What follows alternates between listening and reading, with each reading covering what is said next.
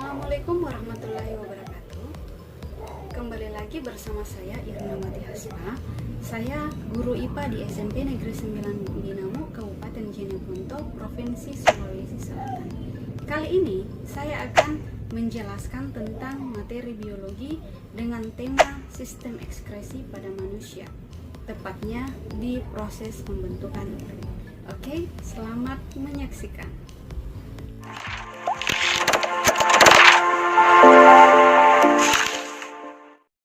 Apa itu sistem ekskresi? Sistem ekskresi adalah proses pengeluaran zat hasil dari kegiatan metabolisme yang tidak dibutuhkan lagi oleh tubuh kita. Jadi pada manusia, sistem ekskresi atau organ yang berfungsi melakukan sistem ekskresi itu terdiri dari 4. Yang pertama adalah ginjal. Ginjal itu mengeluarkan urin. Kemudian yang kedua adalah hati. Hati itu menghasilkan cairan empedu. Kemudian yang ketiga adalah kulit. Kulit itu menghasilkan keringat. Kemudian yang keempat adalah paru-paru. Paru-paru mengeluarkan karbon dioksida dan uap air. Kesemuanya itu tidak dibutuhkan lagi oleh tubuh kita. Kemudian hari ini kita akan khusus mempelajari tentang proses pembentukan urin. Nah, di mana terjadinya proses pembentukan urin? Yaitu di ginjal.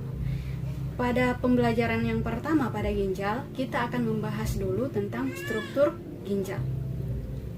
Jadi ginjal itu terdapat 2 bagian di dalam tubuh kita, ada di sebelah kiri, ada di sebelah kanan. Yang sebelah kiri itu agak lebih naik sedikit letaknya dibandingkan yang sebelah kanan. Nah, jika ginjal tersebut disayat secara menyamping, maka akan berbentuk seperti ini. Nah, di sini, di sayatan ini, kita akan melihat beberapa bagian-bagian dari ginjal. Yang pertama yaitu korteks. Korteks di sini biasa juga disebut dengan kulit ginjal. Kemudian yang kedua ada namanya medula. Medula ini adalah sumsum ginjal. Kemudian yang ketiga adalah pelvis. Pelvis ginjal atau biasa disebut dengan rongga ginjal. Nah, hasil dari proses pengeluaran urin ini akan dikeluarkan melalui ureter, kemudian masuk ke dalam kandung kemih. Oke, selanjutnya kita akan membahas bagaimana sebenarnya itu proses pembentukan urin pada ginjal. Untuk proses pembentukan urin pada ginjal, kita akan membahas ginjal lebih mendalam lagi. Sekarang kita mengambil bagian dari medula, jadi satu medula seperti gambar di atas.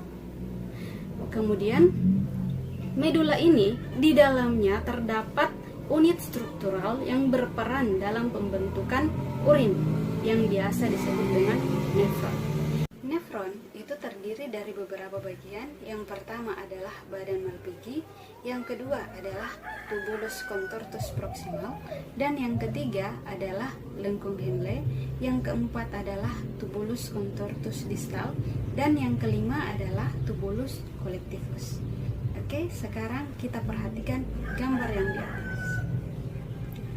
Di gambar yang di atas, di situ kita lihat ada 3 buah lingkaran. Jadi lingkaran yang pertama itu adalah proses pembentukan urin primer, kemudian yang kedua adalah tempat pembentukan urin sekunder, dan yang ketiga adalah tempat pembentukan urin sesungguhnya. Kita bahas satu-satu.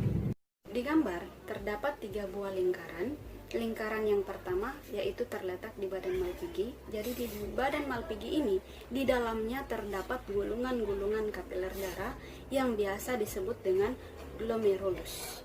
Nah, glomerulus ini dilingkupi oleh yang namanya kapsula Bowman atau biasa disebut dengan simpai Bowman. Nah, di glomerulus inilah terjadi yang namanya tahap pertama, yaitu disebut dengan filtrasi atau penyaringan. Di filtrasi ini, zat-zat yang memang tidak dibutuhkan lagi oleh tubuh itu akan keluar menjadi urin primer. Jadi inti dari filtrasi ini adalah untuk menghasilkan urin primer. Nah, setelah dihasilkan urin primer tersebut akan keluar dari glomerulus, kemudian masuk ke lingkaran kedua yang namanya tubulus contortus proximal. Di tubulus ini, urin primer akan dilakukan lagi yang namanya fase kedua, yaitu fase reabsorpsi atau penyerapan kembali zat-zat yang masih dibutuhkan oleh tubuh.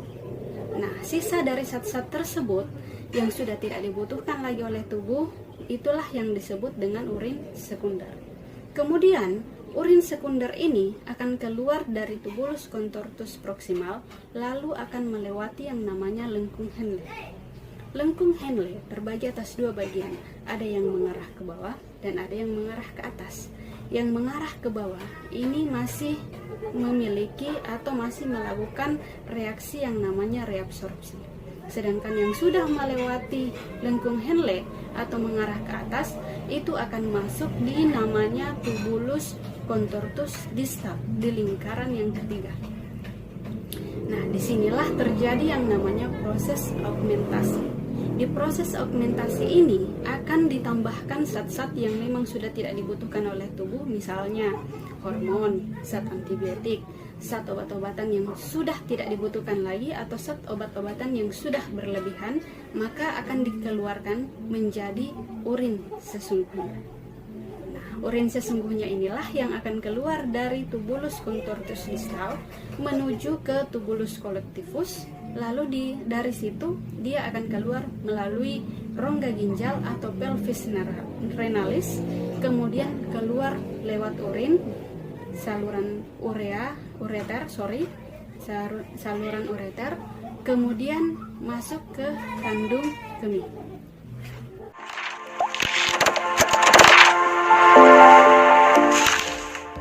Itu tadi penjelasan saya tentang proses pembentukan urin. Semoga apa yang saya jelaskan bisa dipahami dengan baik. Terima kasih. Assalamualaikum warahmatullahi wabarakatuh.